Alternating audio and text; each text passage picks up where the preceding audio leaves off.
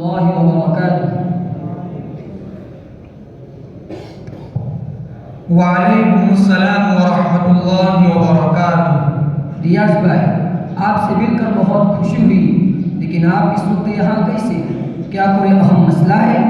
سعید بھائی، موجودہ حالات میں کون سا مسئلہ اہم نہیں ہے؟ آپ جدھر بھی نظر اٹھا کر دیکھیں گے آپ کو مسائل ہی مسائل نظر آئیں گے۔ موبل لنچنگ، جے سی رام کے نعرے، سوریہ نمسکار، 3 طلاق، دفعہ 370 کی منسوخی، بابری مسجد اور اب شہریت کے قانون میں ترمیم اور یکساں سول کوڈ، جس سے تمام اقلیتوں کے وجود کو خطرہ لاحق ہے۔ الغرض یہ سلسلہ دراز سے دراز تک ہوتا جا رہا ہے۔ اب ان مسائل میں آپ ہی بتائیے کون سا مسئلہ اہم نہیں ہے؟ ریاض بھائی، آپ کی فکر مندی اور تشویش بالکل بجا ہے۔ واقعی تاریخ کے سفر میں مسلمانوں کی گاڑی بالخصوص ہمارے ملک بھارت میں جس دلدل میں پھنسی ہوئی ہے اس کا اندازہ ہر باشعور مسلمان کو ہے، لیکن مجھے بھی اس پر بہت حیرت ہو رہی ہے کہ بھارت کی تاریخ میں اسلام کا ماضی تو بہت ہی شاندار نظر آتا ہے، تو پھر یہ حالات جن کا ہمیں اس وقت سامنا ہے کیسے پیدا ہو گئے؟ بھارت میں مختلف قوموں کے قبل اسلام کی تاریخ پر نظر ڈالتے ہیں تو اس سے بھی یہی پتہ چلتا ہے کہ یہاں کے لوگوں نے اسلام اور مسلمانوں کا استقبال ایک نجات دہندہ ہونے کی حیثیت سے قبول کیا ہے۔ چنانچہ واقعات کی تفصیلات میں نہ جاتے ہوئے صرف اور صرف ان اسباب کا جائزہ لیتے ہیں جس سے بھارت میں اسلام کو مقبولیت حاصل ہوئی تو معلوم ہوتا ہے کہ 4 سبب بہت ہی اہم ہیں۔ نمبر 1، صحابہ کرام کی جد و جہد۔ نمبر 2، مسلمان تاجروں کی تبلیغی کوششیں۔ نمبر 3، اسلام کا انسانی مساوات اور برابری کا عقیدہ۔ نمبر 4، ہندو مذہب میں ذات پات کا نظام اور نژاد کے لوگوں پر برہمنوں کا ظلم۔ ریاض بھائی، ہوا ہے کہ ہندو مذہب میں تعلیمات کے اعتبار سے نژاد کے لوگوں کو ملیچ اور ناپاک سمجھا جاتا ہے، اسی لیے انہیں مقدس وید پڑھنے کی بھی اجازت نہیں ہے۔ انہیں مندروں میں داخل ہونے پر بھی پابندی ہے۔ انہیں کنوؤں سے پانی پینے کی بھی اجازت نہیں ہے جس سے برہمن پانی پیتے ہیں۔ بدھ ویدوں میں شودر کو حقیر اور لائق کے نفس سمجھا گیا ہے۔ والمیکی رامائن میں کہ رام چندر جی نے شمبھوک نامی شخص کو صرف اس لیے قتل کیا تھا کہ وہ شودر ہوتے ہوئے بھی عبادت اور تپسیا میں لگا ہوا تھا، بلکہ 20ویں صدی کی ابتدا تک جنوبی بھارت کے بعض علاقوں میں نژاد لوگوں کے لیے ضروری تھا کہ وہ برہمنوں سے 47 قدم کے فاصلے پر رہیں، اور اگر وہ چلے ان راستوں پر جس پر برہمن چلتے ہیں تو پکارتے ہوئے چلے تاکہ ان کی ذات کی ہندو ان کی نجاست سے آگاہ ہو کر فاصلہ قائم کر لے۔ ریاض بھائی، ایسے نفرت انگیز ہندو سماج میں کاشتکاروں، ماہی گیروں، دوسری نچی قوموں کے لیے عزت نفس کے ساتھ جینا ممکن نہیں تھا، لہذا انہوں نے مسلمان تاجروں کی تبلیغ اور بزرگان دین کی کوشش سے کبھی انفرادی تو کبھی اجتماعی ہندو مذہب کو خیر بات کہہ دیا اور مشرف اسلام ہو گئے۔ تحفہ میں لکھا ہے کہ جنوبی بھارت کے راجا مسلمان تاجروں کی عزت کیا کرتے تھے، اسلام قبول کرنے والوں کے ساتھ کسی قسم کی مزاحمت نہیں کی جاتی تھی۔ مسلمان تاجروں نے اور جہاز رانوں نے بڑی بڑی عالیشان مسجدیں تعمیر کی تھی۔ ایک مسلمان جہاز راں بزرگ ابن شہریار اپنی کتاب عجائب الہند میں لکھتے ہیں کہ کالیکٹ اور مالابار کے راجا کے ملک میں مسلمانوں کی اتنی تعداد ہو گئی تھی کہ اس نے ایک مسلمان قاضی جس کو ہنرمند کہا جاتا تھا مسلمانوں کے لیے مقرر کیا تھا۔ عجائب الہند کی روایتوں کے مطابق بھارت کے جزیروں میں سب سے پہلے سراتک موجودہ سری لنکا میں اسلام کا نور چمکا۔ وہاں کے باشندے بدھ دھرم کے پیروکار تھے۔ بھارت میں بدھوں کو اسلام سے ایک خاص مناسبت پیدا ہو گئی تھی۔ انہیں اسلام کی سادگی اور خلفائے راشدین کی فقیرانہ اور عادلانہ زندگی میں وہ چیز نظر آئی تھی جس کو وہ تلاش کر رہے تھے۔ اسی طرح سندھ میں بھی بہت زیادہ بدھ دھرم رائج تھا اور برہمنوں کی طرف سے ظلم کی ضد میں ایک بڑی تعداد میں لوگ دائرے اسلام میں داخل ہو گئے۔ اسی طرح ایک مظلوم عورت کی فریاد محمد بن قاسم کے سر پر حملے کا سبب بنی۔ محمد بن قاسم کی تلوار نے اسلام کی تبلیغ میں کہیں بھی زور و زبردستی سے کام نہیں لیا۔ کیا۔ محمد بن قاسم ایک فاتح سے زیادہ ایک مبلغ اور داعی اسلام تھے۔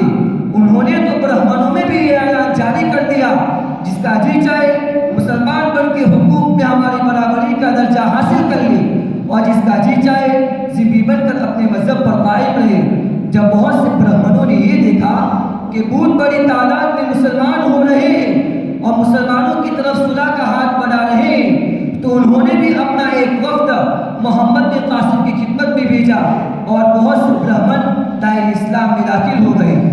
تاریخ میں عمر بن عبدالعزیز کے متعلق یہ بات ملتی ہے، کتب الی ملوک السندھ یدعوهم الى الاسلام والطاعہ، کہ عمر بن عبدالعزیز نے بھی سندھ کے بڑے بڑے بادشاہوں کو قبول اسلام کی دعوت دی، جن کی دعوت دینے کی وجہ سے بڑے بڑے ہندو شہزادے دائرہ اسلام میں داخل ہو گئے۔ اسی طرح بھارت کی سرزمین جوگیوں اور فقیروں کی سرزمین نہیں ہے۔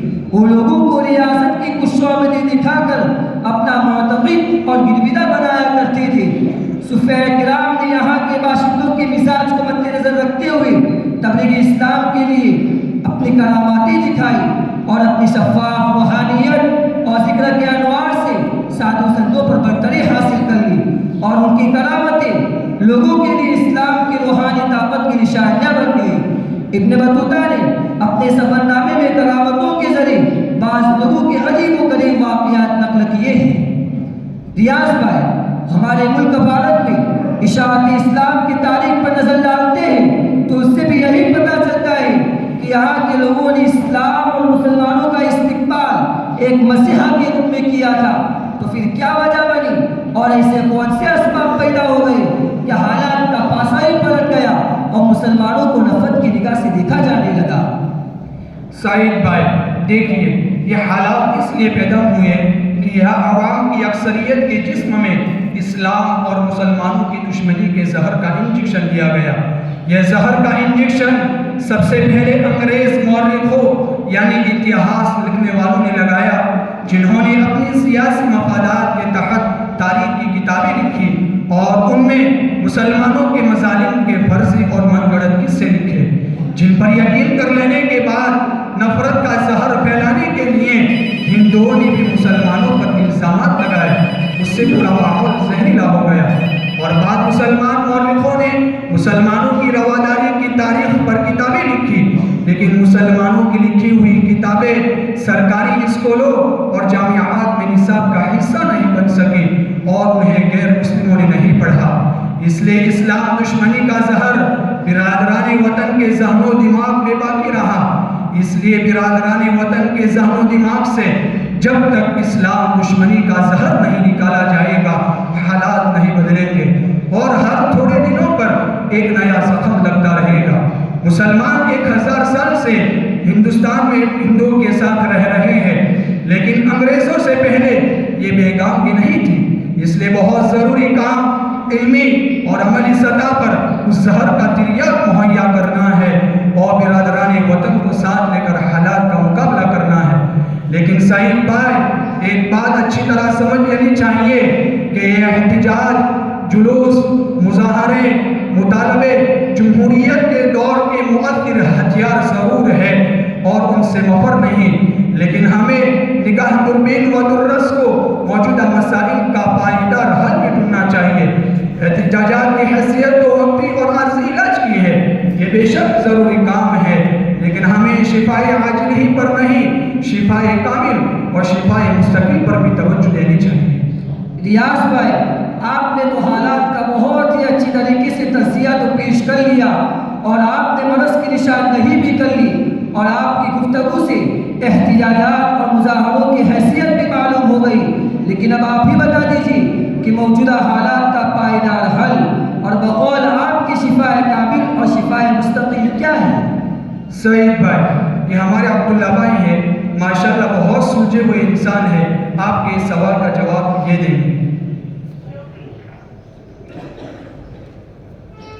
سعید بھائی، کافی دیر سے آپ دونوں حضرات کی گفتگو سن رہا تھا اور مستفید بھی ہو رہا تھا، لیکن برا مت مانیے گا، ساتھ میں یہ بھی سوچ رہا تھا پتہ نہیں کہ باری آئے گی بھی یا نہیں، لیکن اللہ کا شکر ہے کہ باری آ ہی گئی۔ دیکھیے سعید بھائی، مسائل جیسے بھی ہو، کسی بھی زمانے میں ہو، کسی بھی ملک میں ہو، پھر وہ انفرادی نوعیت کے ہو یا اجتماعی نوعیت کے ہو، ہمیں اس کا پائیدار حل قرآن کریم اور اسوہ رسول اکرم صلی اللہ علیہ وسلم میں ہی تلاش کرنا ہوگا۔ اگر ان دو مقدس ماخذ کو چھوڑ کر کوئی حل سوچا گیا یا اپنایا گیا تو اس کی حیثیت ایسے دریا کے تلاطم کی طرح ہوگی جس کی تہ میں موتی نہ ہو۔ وہ صرف ایسی آوازوں کا شور ہوگا جو معانی کی قوت سے تہی ہو۔ وہ ایسی کشتی ہوگی جس کی قسمت میں ساحل نہ ہوگا۔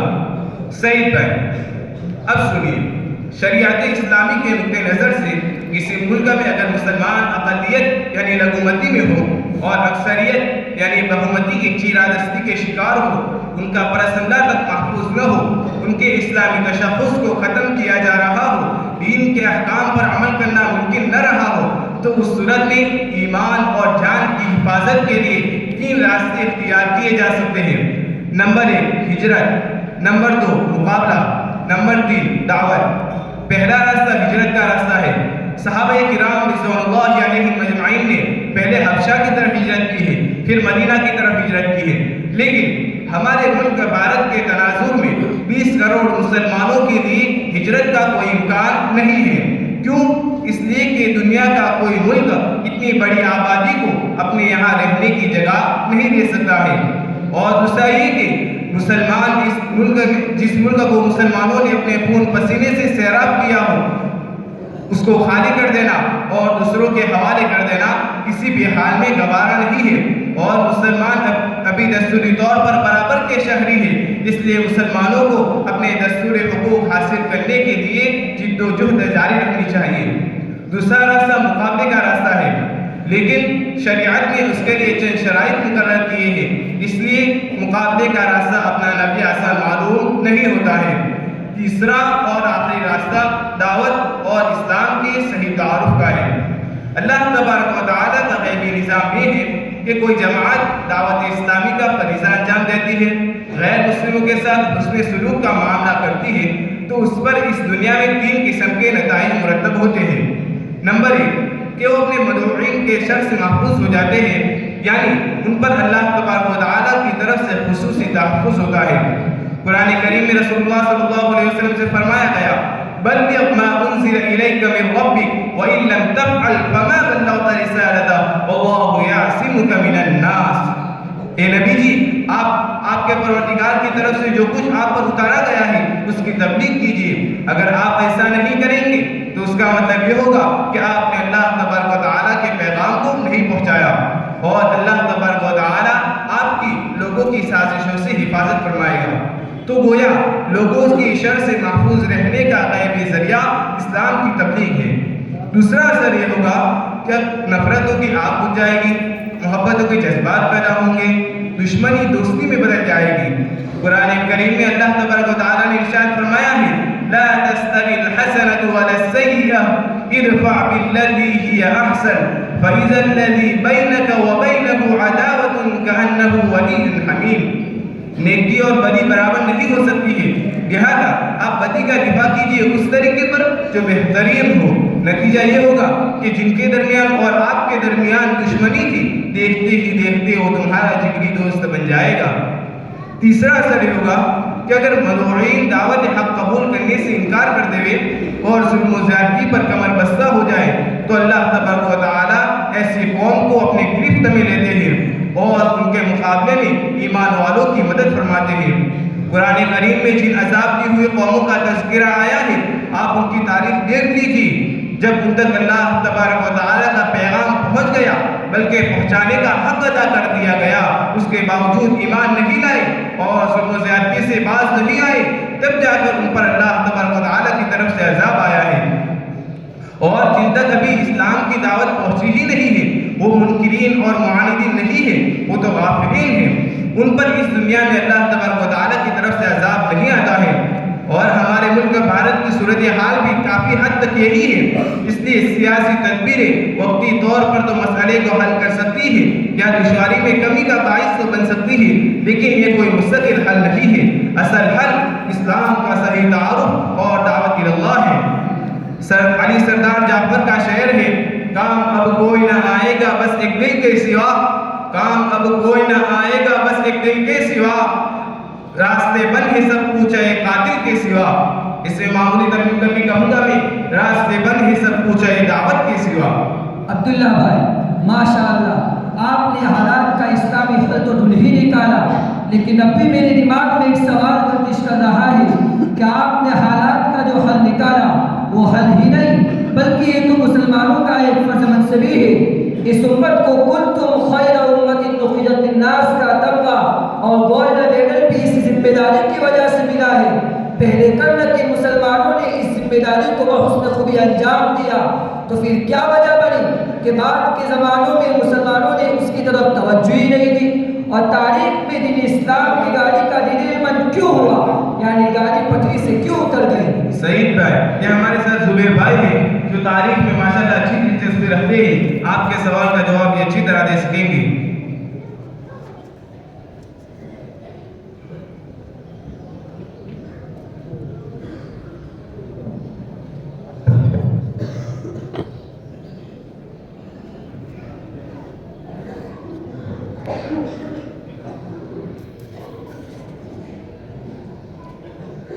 شہید بھائی ماشاءاللہ آپ حضرات کی گفتگو نے ایک اچھا ماحول بنا دیا ہے، لیکن اب آپ کا یہ سوال کہ دین اسلام کی گاڑی کا ڈیلیمنٹ کیوں ہوا، یعنی گاڑی پٹری سے کیوں اتر گئی، تو اس سوال کا جواب سمجھنے کے لیے ہمیں اپنی تاریخ پر نظر ڈالنی ہوگی.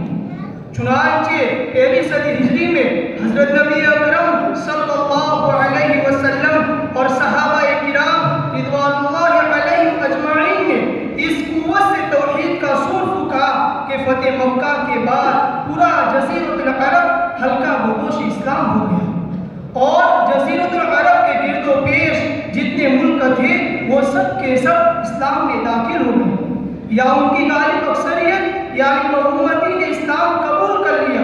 پھر بعد کی صدیوں میں وہ کام ہوا جو مشیت الہی کے مطابق تھا، یعنی علوم اسلامیہ کی تدوین کا کام جس دین کو قیامت تک باقی رہنا تھا اس کے علوم کو مدون ہونا ضروری تھا.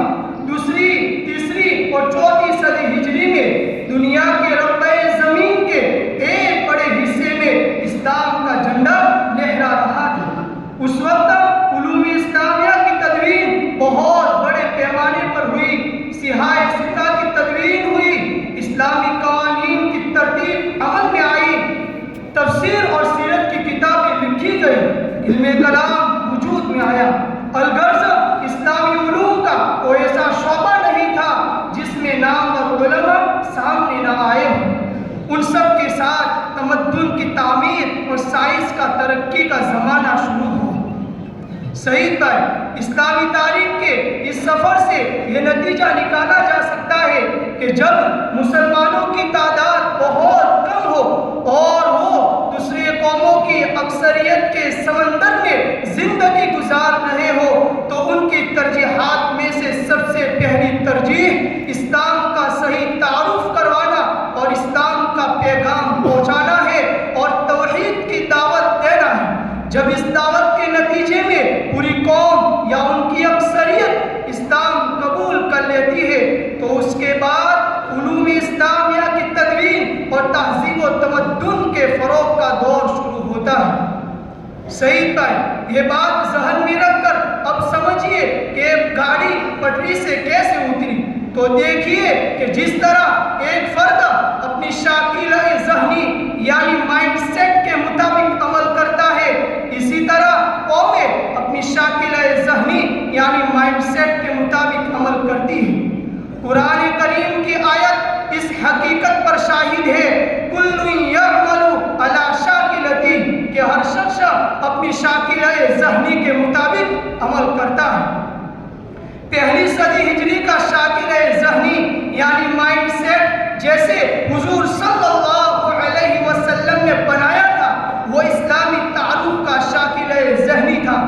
پھر قوموں کے مسلمان ہو جانے کے بعد علوم اسلامیہ کی تدوین اور تہذیب و تمدن اور سائنس کا شاکلہ ذہنی تیار ہوا جو ضروری تھا، اور اللہ رب العزت کی مشیت بھی یہی تھی. لیکن ہمارے اس ملک بھارت اور اسی طرح اسپین میں یہ ترتیب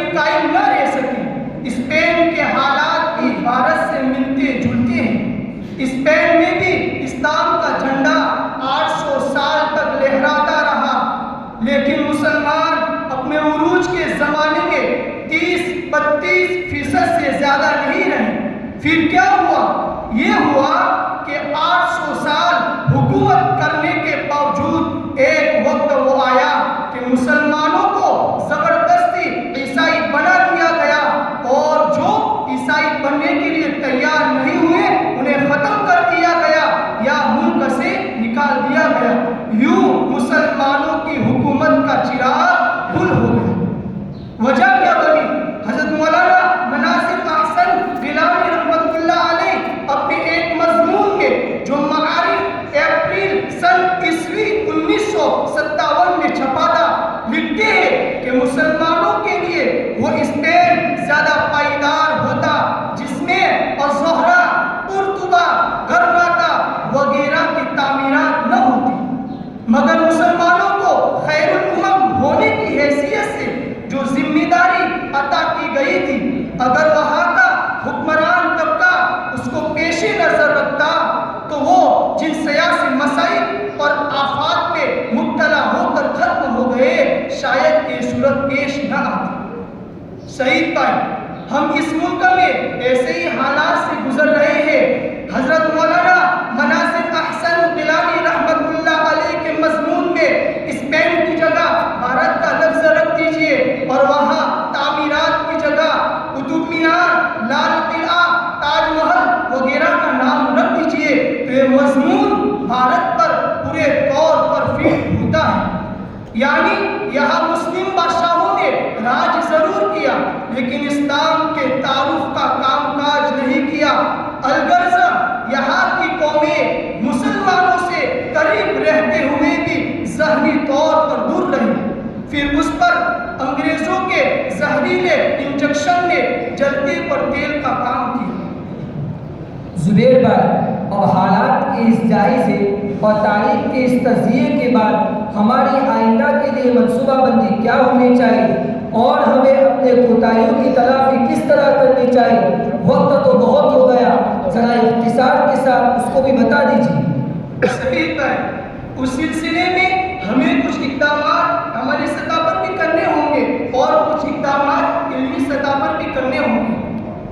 عملی اقدامات میں اپنی اصلاح کے ساتھ ساتھ اپنے قوم و سماج کی اصلاح کی بھی کوشش کرنی چاہیے۔ قرآن مجید میں ارشاد ہے ظہر الفساد فی البر والبحر بما کسبت ایدی الناس، اسی طرح ارشاد ہے ان الذین آمنوا وعملوا الصالحات سیجعل لهم الرحمن ودا۔ دونوں آیتوں کا حاصل یہ ہے کہ جب دنیا میں خدا کی نافرمانی ہوتی ہے تو حالات بگڑتے ہیں اور حقوق پامال ہوتے ہیں، اور جب دنیا میں خدا کی فرما برداری کا غلبہ ہوتا ہے تو محبت کے جذبات پروان چڑھتے ہیں اور حالات سنورتے ہیں۔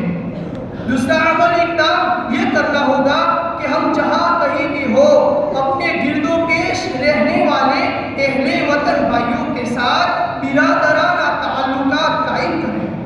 حضور صلی اللہ علیہ وسلم نے غیر مسلم بھائیوں کی عیادت بھی کی ہے، ان کو مدعو بھی کیا ہے، ان کی دعوت قبول بھی فرمائی ہے، ان کے تعلیمی اداروں کا معائنہ بھی فرمایا ہے اور انہیں مسجد میں بھی ٹھہرایا ہے۔ جب مکہ مکرمہ کے لوگ شدید قحط میں مبتلا تھے تو آپ نے ان کی نجات کی دعا بھی فرمائی اور ان کا مالی تعاون بھی فرمایا ہے۔ البتہ حضور صلی اللہ علیہ وسلم کا اسوہ یہی ہے کہ غیر مسلم بھائیوں کے ساتھ بہتر تعلقات قائم کرنے کی کوشش کی جائے اور اسلام کے تعلق سے ان کی غلط فہمیوں کو دور کرنے کی کوشش کی جائے۔ اسی طرح ایک زمانے تک برادران وطن کے ساتھ مدارات اور ہمدردی کا معاملہ ہوتا تو رفتہ رفتہ نفرت کی آگ بجھ جائے گی اور باہم تعلقات خوشگوار ہوں گے انشاءاللہ تعالی۔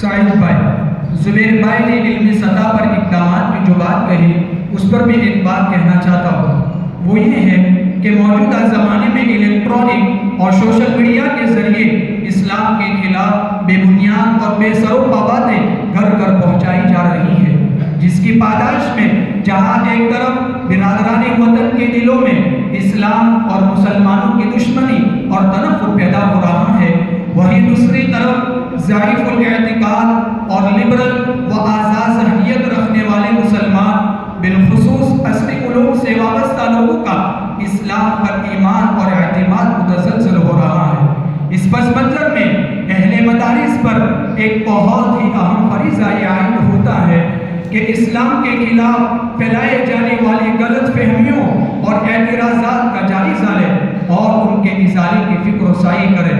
ہندوستان میں ہمارے اکابر علماء حضرت شاہ ولی اللہ محدث دہلوی، حضرت مولانا محمد قاسم صاحب نانوتوی، حضرت مولانا حکیم الامت اشرف علی تھانوی، حضرت مولانا سید محمد علی منگیری، حضرت مولانا رحمت اللہ کرانوی، علامہ شبلی نعمانی، علامہ سید سلیمان ندوی اور ڈاکٹر حبیب اللہ وغیرہم رحمہم اللہ تعالیٰ نے اس کام پر خصوصی توجہ دی اور مؤثر انداز میں معاندین کے اعتراضات کے جواب دیے۔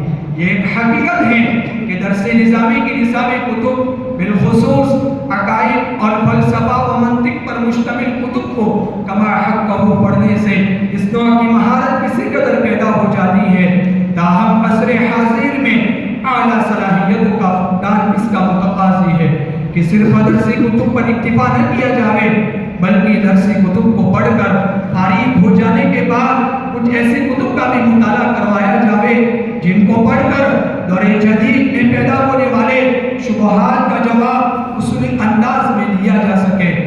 بالخصوص حضرت شاہ ولی اللہ، حضرت نانوتوی اور حضرت تھانوی اور دیگر حضرات کے وہ اصول جو آریوں اور نیچریوں اور عقل پرستوں کے مقابلے میں ان حضرات نے بیان کیے ہیں کہ وہ آج بھی مشعل راہ کا کام دیتے ہیں۔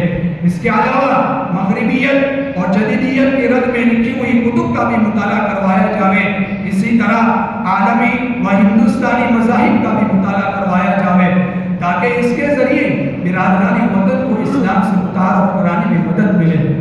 اسی طرح زبان کا معاملہ ہے اسی لیے اسلام نے زبان کے معاملے میں فراخ دلی اور وسیع النظری سے کام لیا ہے۔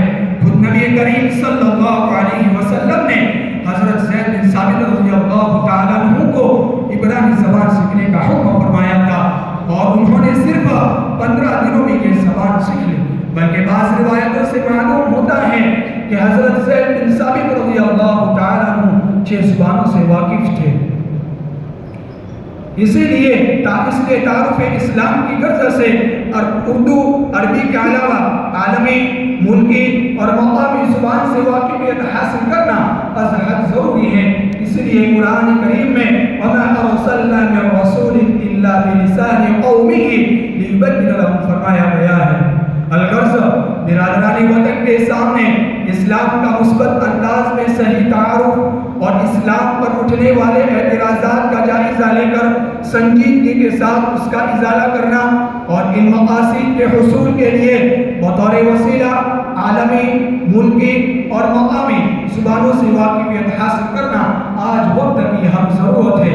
اسی غرض کے لیے دارالعلوم جامعہ نصیریہ کاکوسی میں نوفارغین علماء کو اس طرح کی مشق و تمرین کرانے کے لیے شعبہ تعارف اسلام کو قائم کیا گیا ہے۔